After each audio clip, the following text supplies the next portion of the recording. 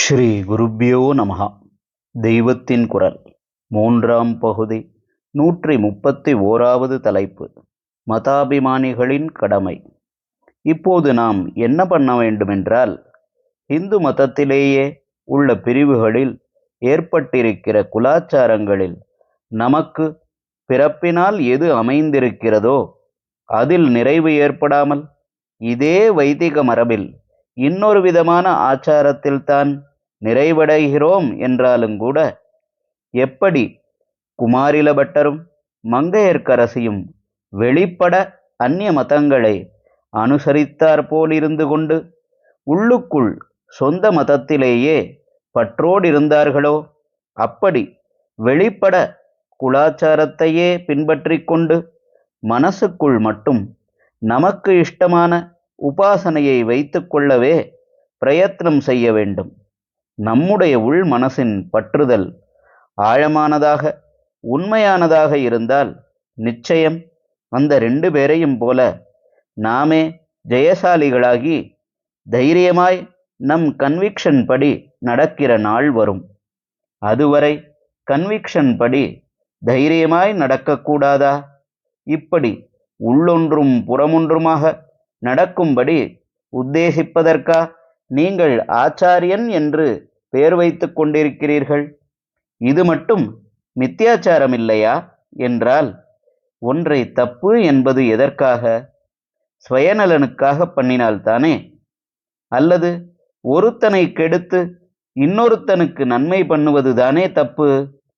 இதிலே அந்த மாதிரி தப்புக்கள் ஒன்றும் இல்லையே. ஒருத்தனையும் கெடுத்து விடக்கூடாது. ஏற்கனவே ஸ்வதாந்திரியம் என்று சொல்லிக்கொண்டு குலாச்சாரங்களை விட்டு கெட்டுப்போய்க் கொண்டிருப்பவர்களுக்கு மதாபிமானம் உள்ள நாமும் வலுத்தந்து விடக்கூடாது. எவனையும் நாம் கெடுத்து விடக்கூடாது.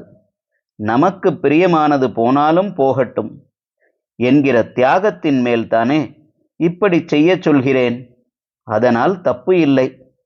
அதனால் வைதிக ஆச்சாரங்களையே விட்டு மதாந்தரங்களுக்கு மாறினால்தான் தப்பு என்றும், வைதிக ஆச்சாரங்களிலேயே ஒரு சம்பிரதாயத்திலிருந்து இன்னொன்றுக்கு போனால் தப்பில்லை என்றும் நினைக்காமல், முடிந்த மட்டும் அவரவரும் குலாச்சாரப்படியே நடக்கத்தான் பாடுபட வேண்டும். பிறப்பால் ஏற்பட்ட மதத்தை விட்டவன் பதிதனாகிறான் என்பது இவனுக்கு பொருந்துமா?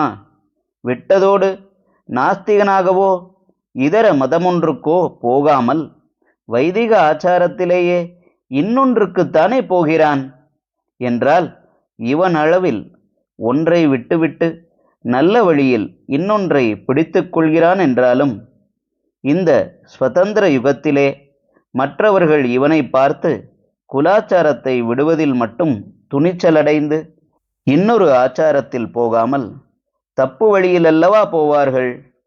அதாவது இவன் மற்றவர்கள் பதிதர்களாக போக தூண்டுதல் கொடுத்து விடுகிறான் அல்லவா. இப்படி பண்ணினவனை மட்டும் பதிதனாகிற தோஷம் விடுமா? உலகத்தில் ஏற்கனவே கட்டுவிட்டு போச்சு, அதனால் கெட்டு போச்சு. இதற்கு நாமும் உடந்தையாகவோ ஊக்கம் தருபவராகவோ இருந்துவிடக்கூடாது என்பதைத்தான் இன்றைக்கு மதாபிமானம் உள்ளவர்கள் எல்லாரும் எல்லாவற்றுக்கும் மேலான தர்மமாக கடமையாக நினைக்க வேண்டும்.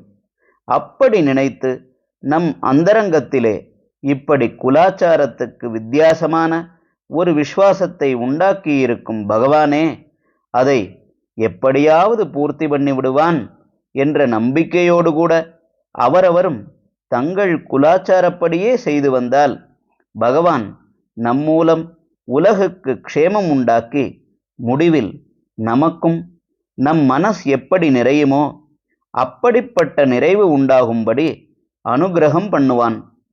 ஹரஹர சங்கர, ஜெய ஜெய சங்கர.